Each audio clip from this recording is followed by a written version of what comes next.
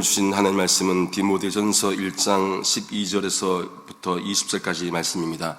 한 절씩 교독하시겠습니다. 나를 능하게 하신 그리스도 예수 우리 주께 내가 감사함은 나를 충성되이 여겨 내게 직분을 맡기심이니 내가 전에는 회방자요 핍박자요 포행자였으나 도리어 긍휼을 입은 것은 내가 믿지 아니할 때에 알지 못하고 행하였음이라. 우리 주의 은혜가 그리스도 예수 안에 있는 믿음과 사랑과 함께 넘치도록 풍성하였도다. 믿보다 모든 사람이 받을 만한 이 말이여, 그리스도 예수께서 죄인을 구원하시려고 세상에 임하셨다 하였도다. 죄인 중에 내가 괴순이여라. 그러나 내가 긍휼을 입은 까닭에 예수 그리스도께서 내게 먼저 1절 오래 참으심을 보이사 후에 주를 믿어 영생 얻는 자들에게 본이 되게 하려 하심이라. 만세의 왕 곧 썩지 아니하고 보이지 아니하고 홀로 하나이신 하나님께 존귀와 영광이 세세토록 있어지이다. 아멘. 아들 디모데야, 내가 네게 이 경계로서 명하노니 전에 너를 지도한 예언을 따라 그것으로 선한 싸움을 싸우며 믿음과 착한 양심을 가지라. 어떤 이들의 양심을 버렸고 그 믿음에 관하여는 파선하였느니라. 함께 읽겠습니다. 그 가운데 후메네오와 알렉산더가 있으니 내가 사단에게 내어준 것은 제의로 징계를 받아 회방하지 말게 하려 함이니라. 아멘. 바울이 디모데에게 편지를 하면서 복음 선포할 임무를 맡은 것을 이제 이야기합니다. 어제 11절 말씀에 그 이야기가 나왔었죠. 이제 오늘은 바울이 이렇게 시작합니다. 바울은 자신을 능하게 하신, 자신에게 능력을 주신 그 예수 그리스도께 감사드린다고 그렇게 고백을 합니다. 바울은 여기서도 예수님이 자신에게 능력 주신 주체임을 그렇게 설명을 하죠. 자신은 능력받은 객체로 여깁니다. 하나님이 언제나 주체입니다. 다만 우리는 하나님으로부터 무언가를 받아서 살아가는 객체인 것이죠. 그러나 객체라고 해서 중요하지 않은 것이 아닙니다. 천지를 창조하시고 다스리시고 완성하실 그 삼위일체 하나님께서 여러분과 저를 선택하시고 임무를 맡기셨다는 것 정말로 대단한 것 아니겠습니까? 누군가에게 일을 맡길 때 함부로 맡기나요? 아니에요. 맡길만 하니 맡기겠지요. 무엇을 보고 맡깁니까? 충성됨을 보고 맡기는 것입니다. 12절 하반절에 바울은 주님께서 자신을 충성되이, 세 번역으로 보면 신실하게 여기셔서 그래서 자신에게 직분 맡겨주셨다고 고백을 합니다. 주님으로부터 직분 받은 것을 주님이 자신을 신실하게 여긴 것으로 그 결과로 보는 것이죠. 신실하게 여기셨기에 직분 주셨다는 것을 말하기도 합니다. 우리도 이 고백 하십니까? 우리에게 직분 주시고 우리에게 임무 주신 것은 우리가 정말로 신실하기 때문에 그렇게 주셨다고 고백을 합니다. 그러니 역으로 생각해서 우리가 정말 어떤 직분을 맡았으면은 정말로 충성되이 그 일에 최선을 다해야 할 것입니다.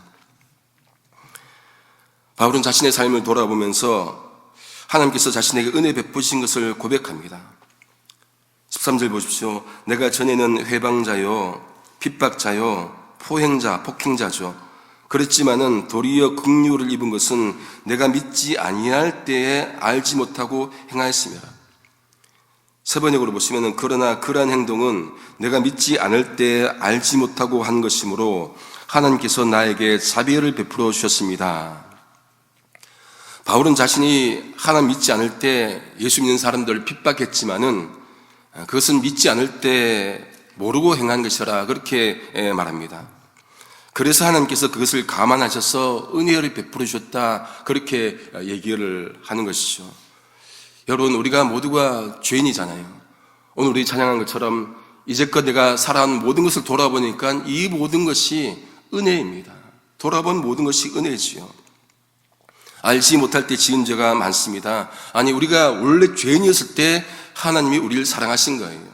사도 바울뿐만 아니라 우리 모두가 의인이었을 때가 아니라, 잘났을 때가 아니라 죄인이었을 때 하나님께서 자기에 대한 사랑을 확증하셨음을 로마서에서 분명히 말씀해 주십니다. 그러니 은혜지요. 우리가 자랑할 것 아무것도 없습니다. 바울은 하나님의 은혜를 더 고백합니다. 14절 보시면은 세 번역으로 읽어드리겠습니다. 우리 주님께서 나에게 은혜를 넘치게 부어주셔서 그리스도 예수 안에서 얻는 믿음과 사랑을 누리게 하셨습니다. 바울 입장에서는 자기보다 은혜 받은 사람이 없을 거예요. 그러니 넘치게 부어주신 그 은혜를 오버플로잉하는, 넘쳐나도록 하는 그 은혜를 고백하는 것이죠. 자신 누구보다도 예수 믿는 사람을 박해했던 인물이었기 때문에 누구보다도 은혜 받은 것을 자기도 아는 것입니다. 얼마나 크게 느껴졌겠습니까? 그 은혜가 넘치도록 임해서 두 가지, 믿음과 사랑을 누리며 하셨습니다. 누리며 산다고 고백합니다. 우리도 흘러넘치는 은혜를 입고 믿음과 사랑을 누리며 살 수 있기를 소원합니다. 은혜 받았으면은 우리 속에 믿음이 자라야 되고, 은혜 받았으면은 우리 속에 사랑이 넘쳐나고 그 믿음과 사랑을 누리면서, 나누면서 그렇게 살아야겠지요. 그래서 바울이 이렇게 고백을 합니다. 15절 보십시오. 미쁘다 모든 사람이 받을 만한 이 말이여, 그리스도 예수께서 죄인을 구원하시려고 세상에 임하셨다 하였도다. 죄인 중에 내가 괴순이여라. 세 번역으로 보시면요, 그리스도 예수께서 죄인을 구원하시려고 세상에 오셨다고 하는 이 말씀은 믿음직하고 모든 사람이 받아들일 만한 말씀입니다. 나는 죄인의 우두머리입니다.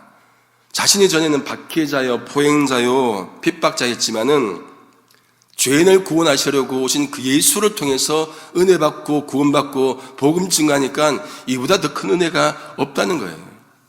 그제는 몰랐는데, 사람 죽이고 한 것이 전부인 줄 알았는데 예수를 만나보니까 내 같은 죄인이 정말로 주님을 고백하는 게 이게 은혜구나, 그거를 바울이 고백하는 것 아니겠습니까? 우리 모두의 궁극적 문제는 무엇입니까? 죄 문제예요. 누구나 죄인입니다. 죄를 짓고도, 그런데 가슴 아파하지 않는 무딘 자만 있는 것이지 모두가 죄인입니다. 죄를 지었다는 그 사실에서는 벗어날 수가 없는 것이죠. 그런데 그 죄 문제를 해결하기 위해서 예수께서 오셨습니다. 돈 문제, 건강 문제 위해서 오신 사람 누가 왔다면은 그 받은 것도 은혜겠죠. 돈 문제 해결해주고 집 문제 해결해주면 은혜지요. 그래도 남는 게 있잖아요. 죄 문제는 결코 없어지지 않습니다. 아무리 어떤 세상에 좋은 것들을 갖다 준다 하더라도 결국 남는 것은 죄 문제입니다. 그 죄를 위해서 우리 예수께서 오셔서 이 땅에서 십자가 지시고 죽으신 것이지요. 바울은 주님께서 그 자신에게 그렇게 큰 은혜를 베푼 이유를 이제 설명을 합니다. 16절에 보시면은, 그러나 내가 긍휼을 입은 까닭은 예수 그리스도께서 내게 먼저 1절 일체 오래 참으심을 보이사 후에 주를 믿어 영생 얻는 자들에게 본이 되게 하려 하심이라. 세 번역으로 보시면은, 그러나 하나님께서 나에게 자비를 베푸셨습니다. 그 뜻은 그리스도 예수께서 끝없이 참아주심의 한 사례를 먼저 나에게 드러내 보이심으로써 앞으로 예수를 믿고 영생을 얻으려고 하는 사람들의 본보기로 삼으시라는 것입니다. 여기서 두 가지를 언급을 합니다. 하나님께서 끝없이 참아주신 사례를 자신에게 그렇게 보여주셨다는 것입니다.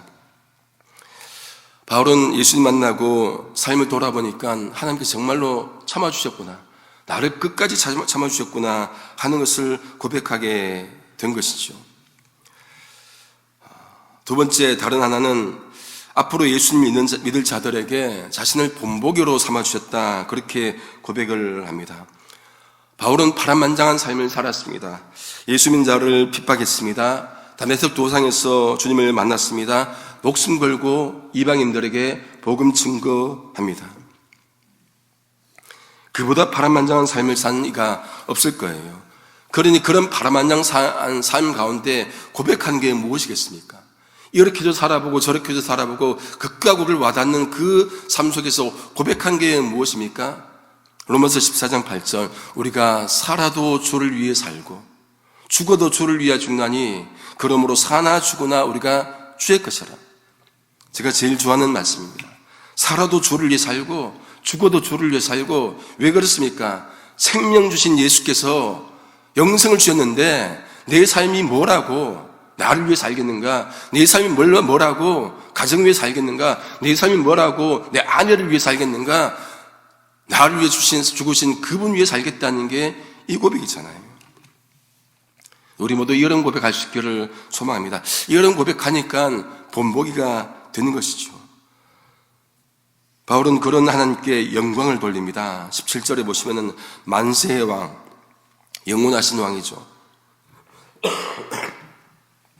곧 썩지 아니하고 보이지 아니하고 홀로 하나이신 하나님께 존귀와 영광이 세세토록 영원 무궁하도록 있어지이다.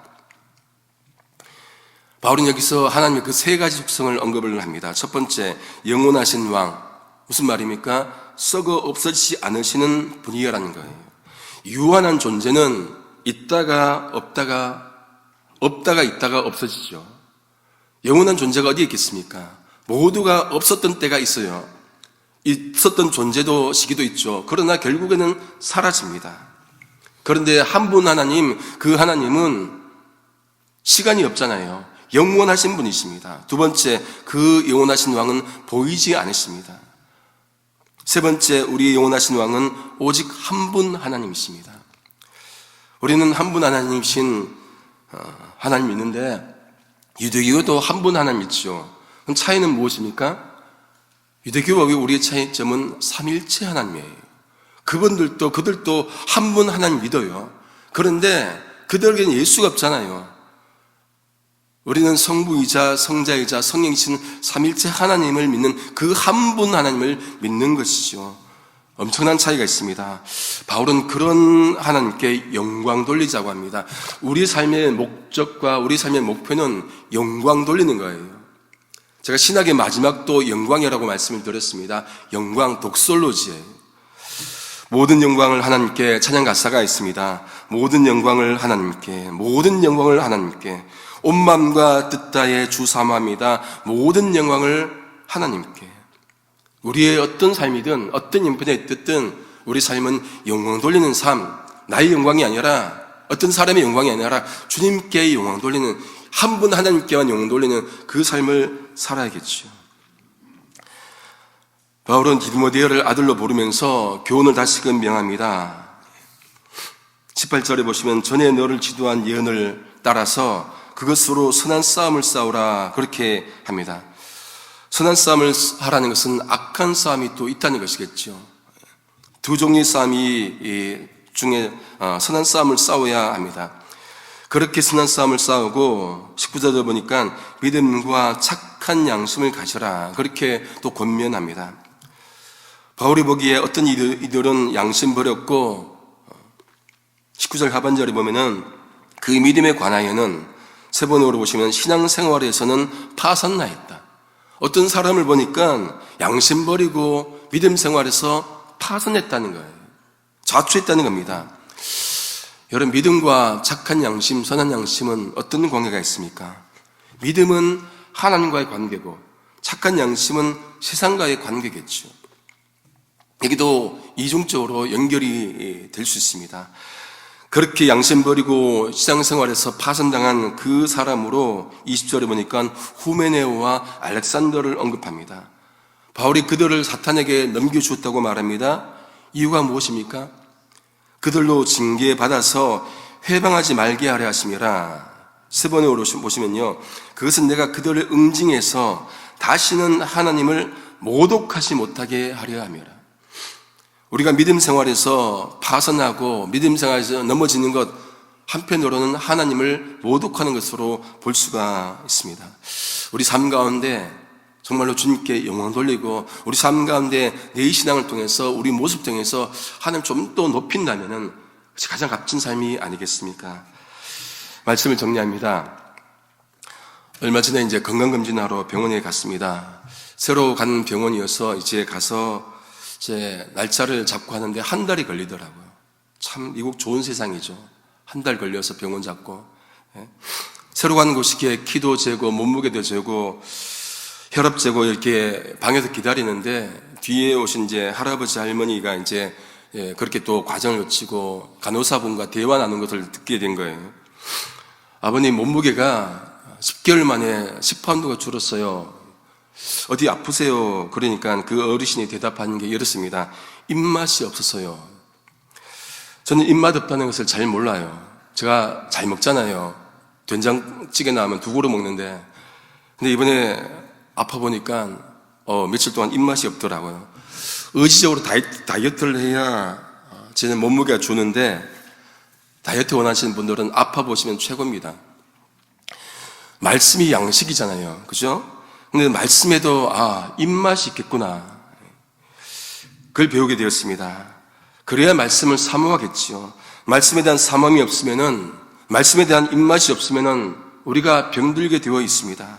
사도 바울은 자신이 죄인 중에 계수임에도 불구하고 하나님께서 자신을 긍휼히 여기셔서 일꾼 삼아 주시고 그것을 감사해서 어떻게 합니까? 삶 전체를 바뀌죠.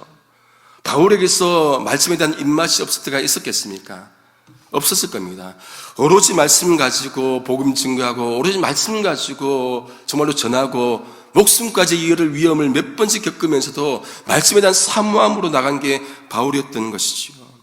우리도 그 말씀에 대한 사모함을 가지고 하루를 살더라도 말씀에 순종하면서 맡겨주신 직분 잘 감당하면서 오로지 하나님께 영혼 돌리며 살 수 있기를 성부, 성자, 성령이신 삼위일체 하나님의 이름으로 소망합니다. 기도하시겠습니다. 하나님 아버지 감사합니다. 하나님의 은혜가 없으면 하나님을 알 수도 없고 하나님을 아버지로 고백할 수도 없을 터인데 저에게 은혜를 베풀어 주셔서 하나님 믿음에 살게 하시니 감사합니다. 하나님 우리의 믿음의 고백이 흔들리지 않도록 하시고 오늘 또 우리를 사랑하셔서 하나님께서 우리에게 맡기신 그 직분을 잘 감당하는 저희가 되도록 역사하여 주옵소서. 12월이 시작되었습니다. 올해 2024년 한 해도 잘 돌아보며 믿음 안에서 살았는지 잘 점검하는 시간 되도록 인도해 주시옵소서. 또한 무엇보다 하나님의 말씀을 사모하고 하나님의 은혜를 갈망하며 살아도록 인도해 주시옵소서. 예수님의 이름으로 기도드립니다. 아멘.